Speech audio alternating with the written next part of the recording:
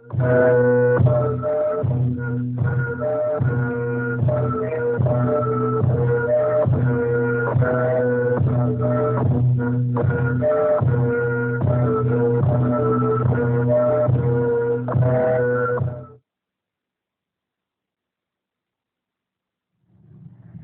India Radio Chirchanpur FM megahertz sale khat point dia pan hong ki pong khia paite program hi ngai hetu te na ve kun jing pha tu nu thu pi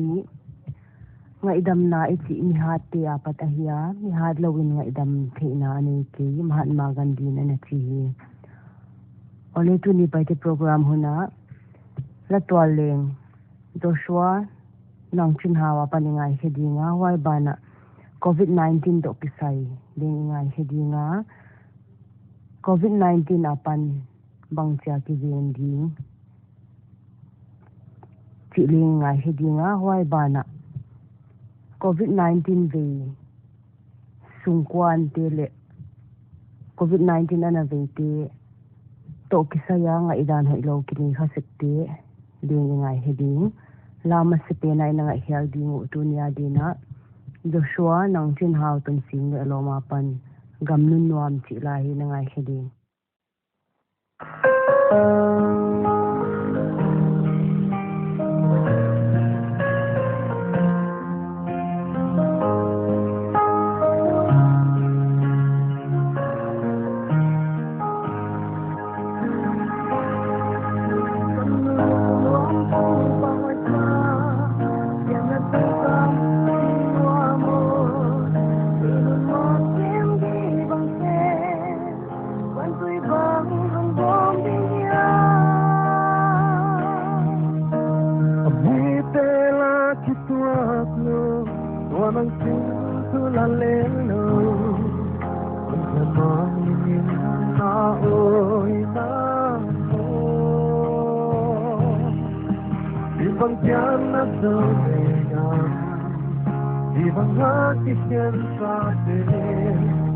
Tâm tươi băng nắng loang hồn đi quần gồm tiếng nhâm sâu mi tê nhân mang thù tâm tư sa tê phá sa la tâm mi tê tâm lây đi không có sa kinh nó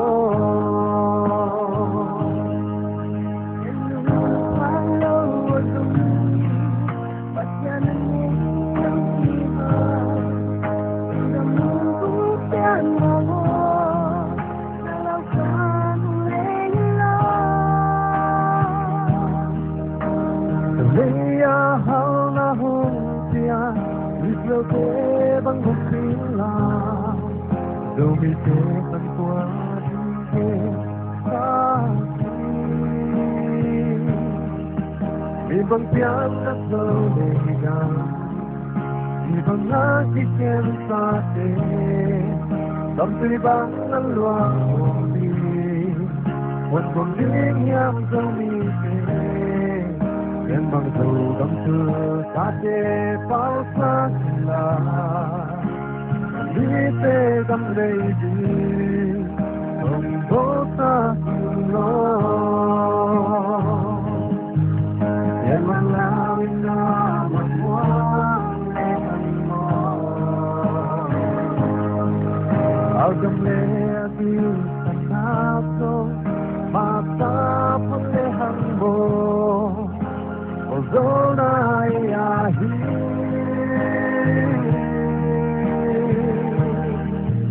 Ibang piang na zolega Ibang hati siyem sa te Tampil bang ng luang ponggi Wan pongding yam zolite Yat mang tubam tu sa te Pao sa sila Vite gam lady, không có xa chung nó. Ô sen mang sâu vi, để thu pha hồn đi lại.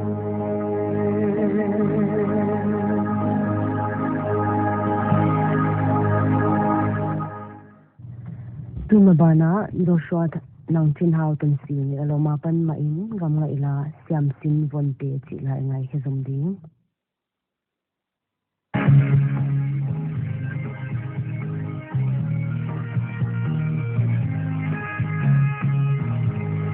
lâu lâu qua yam sin von te yam na cố gắng ôn cái nó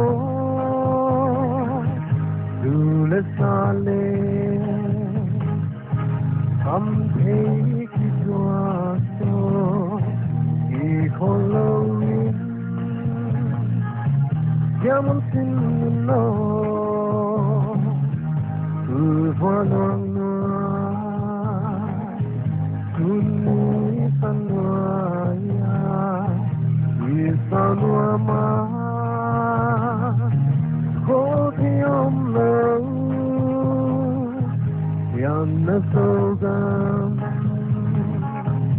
iputule jua, gente nate, yukin mo. Yam nasogan, yam sin masate,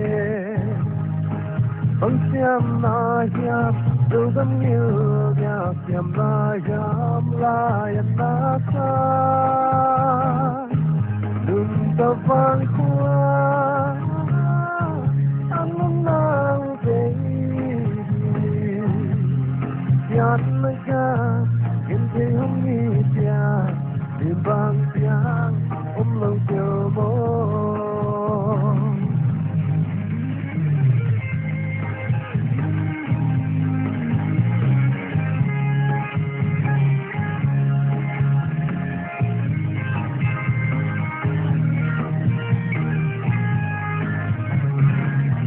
Yêu ngắm langit,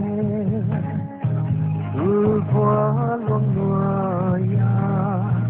vì theo gì kết chân loaya, vì tết tết, yang khun to paite, yam sinteo, cái hasiain. Dek dingom lâu Juni sanwaya Ate ka khang Ho theyom lâu Yam ding von te Wal na ngajin na Wal na jin na Fading more, yam na sogan, yam sin masate, ang siyam na yam, sogan yudya siyam na yam layan na sa, dun sa pangkwa, ano na baby. Yan nagka, hindi yung isya, ibang tiyang umlaw ka mo. Yan nagka, hindi yung isya, ibang tiyang umlaw ka mo.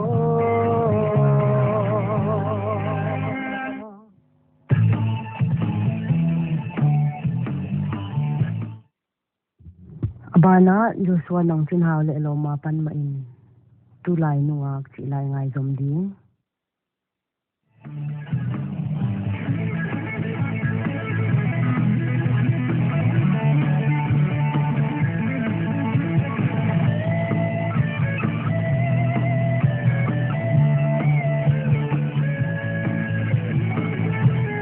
Tu lai nuak ken khate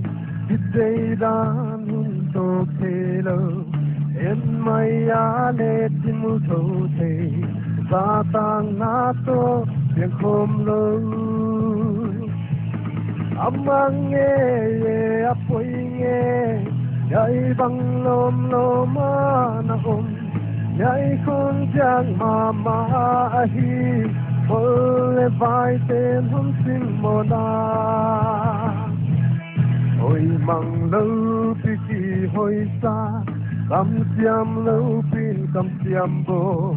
na tê đan lê ki tê đa tùy xiên đan to ki tuat lâu amang nghe apoi nghe nhảy băng lom lom na nhảy con giang mà hi con vai tên hông xin mồ na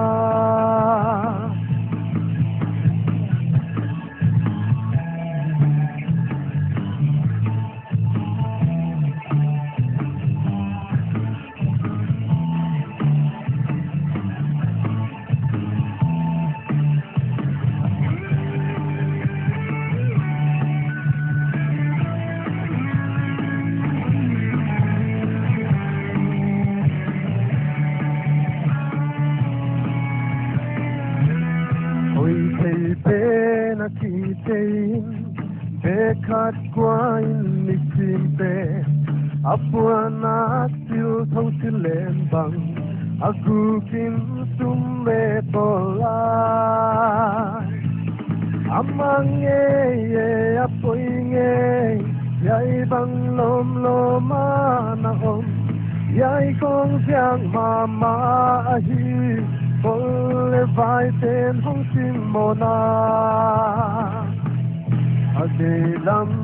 mina hele nuôi siêu sang lên baut mama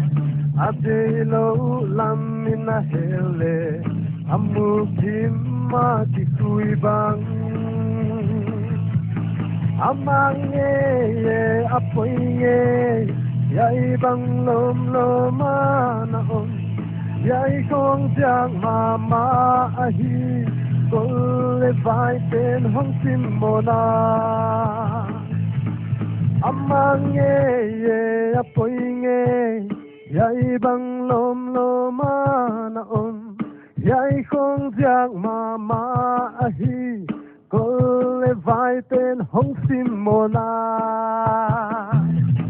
amang nghe apoi nghe yai bang lom lom na yai con giang mà hi con le vai tên hông xin mồ na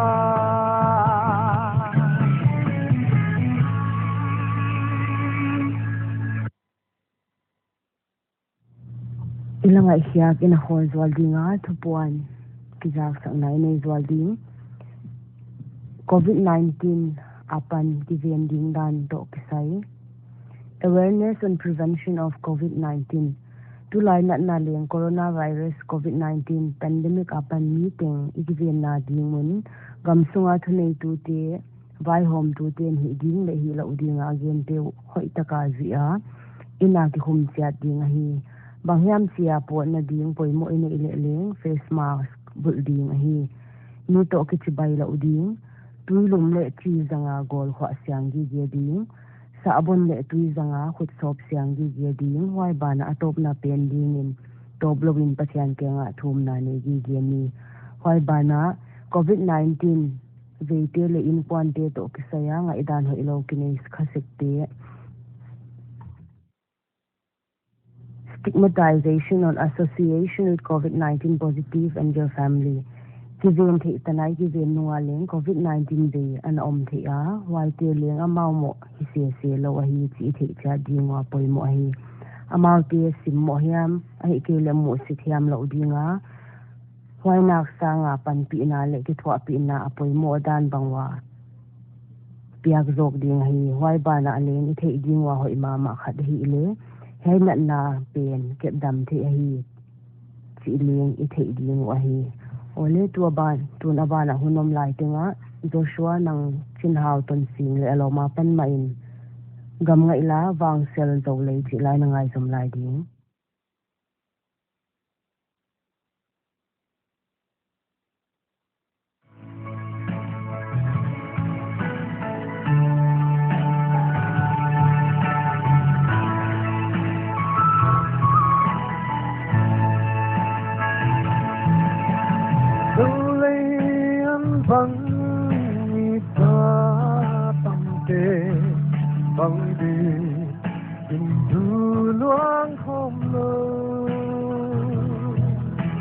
an bang i tên đâu ga tăng lên i gam dùn đinh dìn mang mô con ni tiêu con ngai tiêu và kim tin thứ na sang đi sông cho vang nhìn sâu nua mưa vang chờ dầu lấy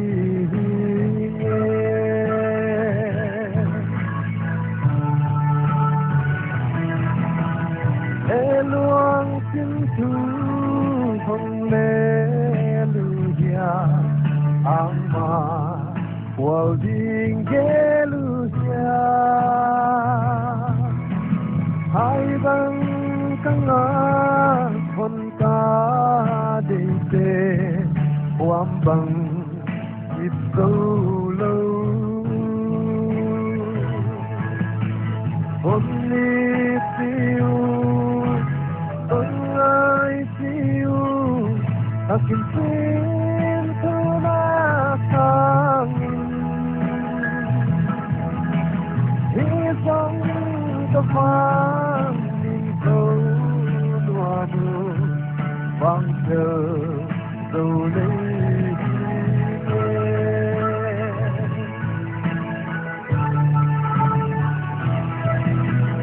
Oh, bong ya, come go. Vang chờ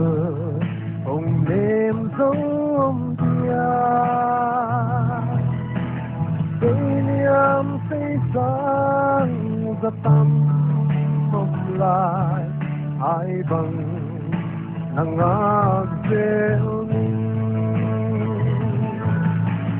con ni tiêu